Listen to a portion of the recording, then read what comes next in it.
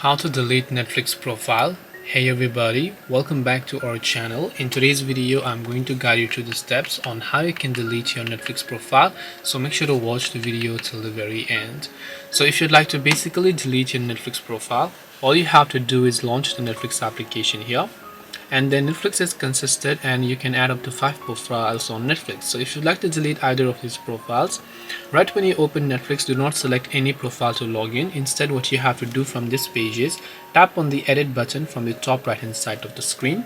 Then over here, just select an account you would like to delete.